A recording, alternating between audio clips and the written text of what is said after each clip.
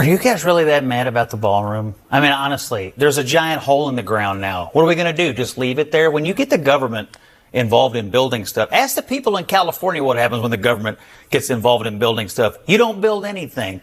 There's a big hole. I agree. This is like saying we burned down the house. So what are we going to do? Yeah, I guess we have to rebuild it. He tore down the ballroom at a private contribution. I think it's fair for Americans to be upset about what he tearing down the East Wing, which I think has tremendous historical value that nobody even bothered to save anywhere. I am pissed at what he's done to Jackie Kennedy's garden. In today's video, Phillip absolutely shuts down Scott Jennings on CNN The Arena. Here's the thing, major changes to the White House historically don't just happen on a whim. Renovations and structural expansions usually involve Congress, oversight committees, and preservation groups to make sure the building's history and purpose are protected. That's been the norm for decades, whether it was under Harry Truman during the full White House reconstruction or later modernization efforts. So when you're talking about a massive new ballroom,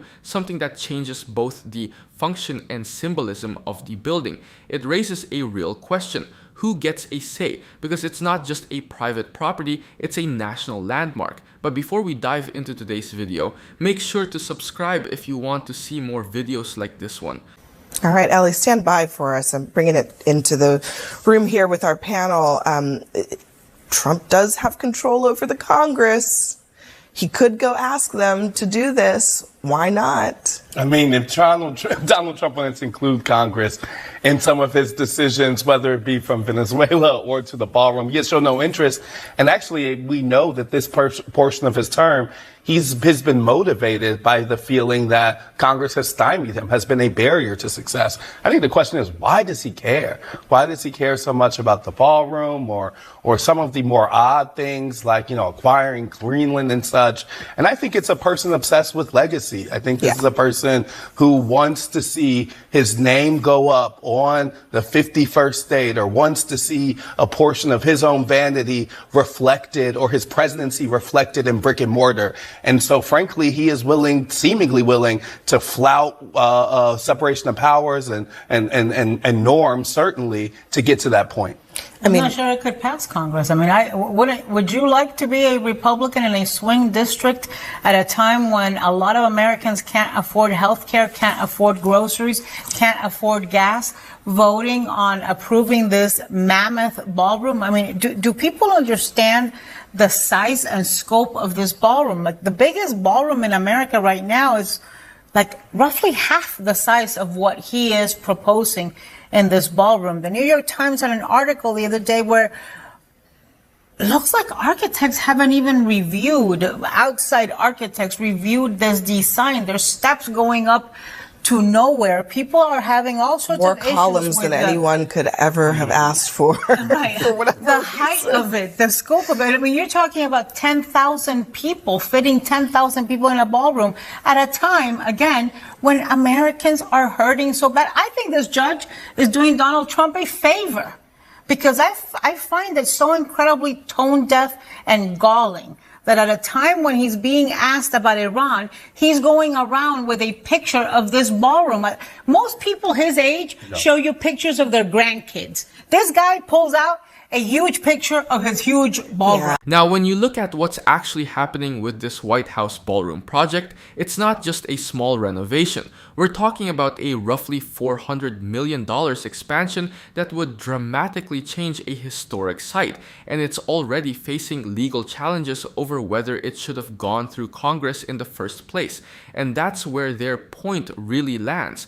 This isn't just about can it be built, it's about how it's being done. Traditionally, major structural changes to the White House involve oversight, reviews, and input from preservation groups. But here, critics, including architects and historians, have raised concerns that the process has been rushed, with limited external review and even parts of the East Wing already demolished. Then there's the funding side, which makes things even more complicated. A big chunk of the money is coming from private private donors, many of whom remain anonymous. That raises obvious questions about influence, especially when some of those donors are companies that already do business with the federal government. Even if nothing improper is happening, it looks like access to power could be tied to money, and that's where trust starts to erode, and timing matters too.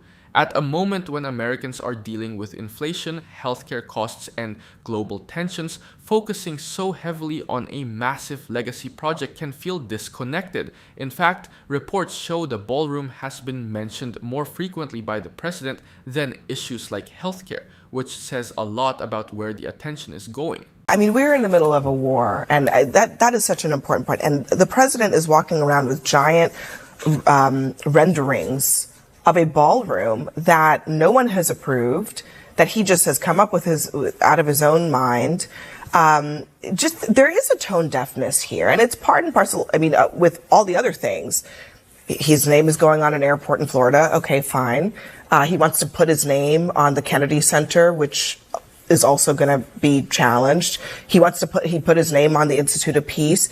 He's signing currency, which has never been done before from a sitting president. This is stuff that you see in let's put it this way, non-democratic nations, not things that you see in the United States of America. Are you guys really that mad about the ballroom? I mean, honestly, there's a giant hole in the ground now. What are we going to do? Just leave it there? When you get the government involved in building stuff, ask the people in California what happens when the government gets involved in building stuff. You don't build anything.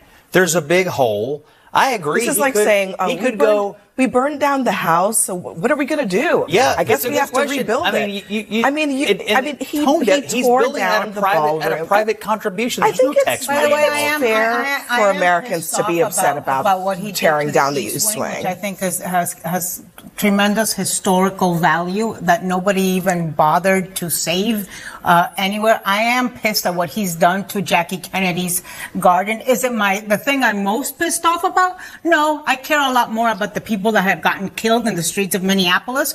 But I think it's pretty outrageous that he is acting like a king and destroying history. Should we leave it?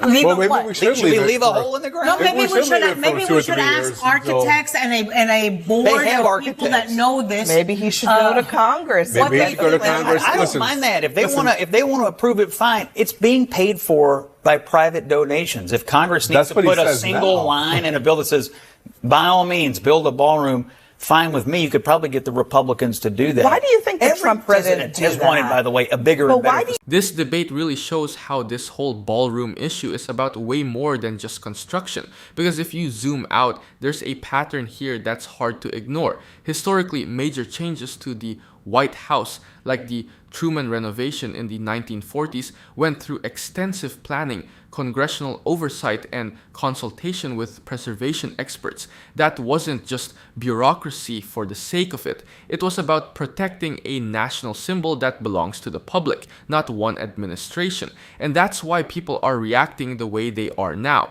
It's not just the size of the project, it's the process. Even groups like the National Park Service and preservation boards are typically involved in reviewing changes to historic sites, especially ones tied to American identity. Skipping or rushing that kind of input raises legitimate concerns, regardless of who's in charge. Then there's the optics. When a country is dealing with economic pressure, higher costs of living, global tensions, and ongoing conflicts, focusing heavily on a massive legacy-style project can feel disconnected. Political scientists actually talk about this as symbolic leadership, where what a leader chooses to highlight publicly sends a message about priorities, whether intentional or not, and the naming and branding angle matters too. In democratic systems, there's usually a strong tradition of separating public institutions from personal legacy while someone is still in power. That's why things like putting a sitting president's name on federal landmarks or initiatives tend to be controversial. It blurs that line between public service and personal branding. So siding with Abby and Anna here makes sense. It's not about being mad about a ballroom. It's about whether decisions like this follow the same standards, oversight, and respect for institutions that have been expected for decades. Because once those norms start slipping, it's not just about one project. It's about setting a precedent for everything that comes after. I think Trump didn't bother. If he was gonna, if this was such an easy ask, you go to Congress, you ask them to just, create a little line. They don't have to appropriate any money, no problem. Why didn't he just do that in the first place? Well, they have a different legal interpretation that they don't need it. A, B, and again, you get government involved in building stuff, and things simply just don't. But they happen. are the government, Scott. By them doing it, the government is therefore involved. So I'm not sure what that argument is.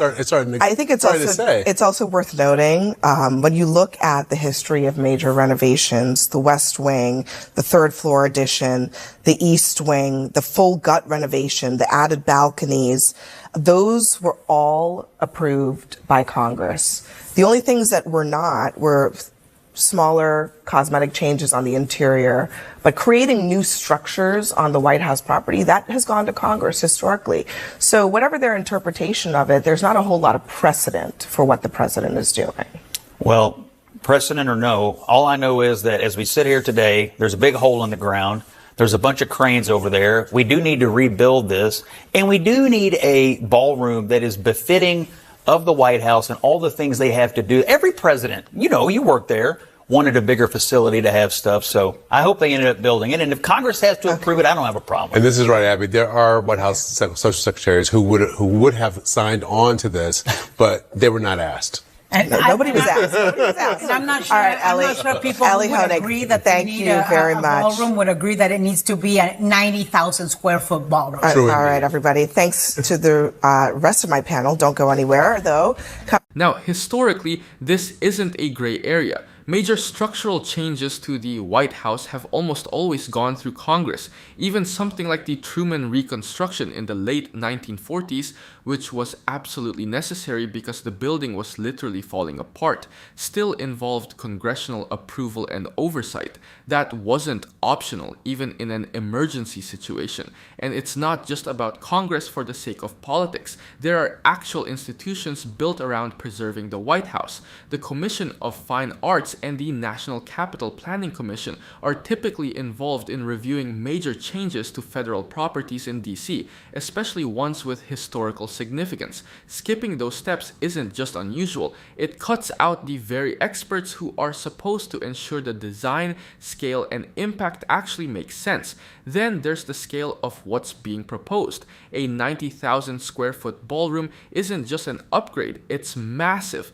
For context, that's larger than many convention spaces and significantly bigger than anything currently on the White House grounds. That raises legitimate questions about whether it fits the purpose of the building, which is still a working residence and historic site, not a commercial venue. And the "there's already a hole so we have to build it" argument doesn't really hold up. That's basically a sunk cost fallacy. Just because something has started doesn't mean the process shouldn't be corrected or slowed down, especially when it involves a national landmark. That's why Abby's side lands here. It's not about opposing the idea of a ballroom, it's about how you get there. Because once you start bypassing established checks and approvals, you're not just changing a building, you're changing how decisions like this get made going forward.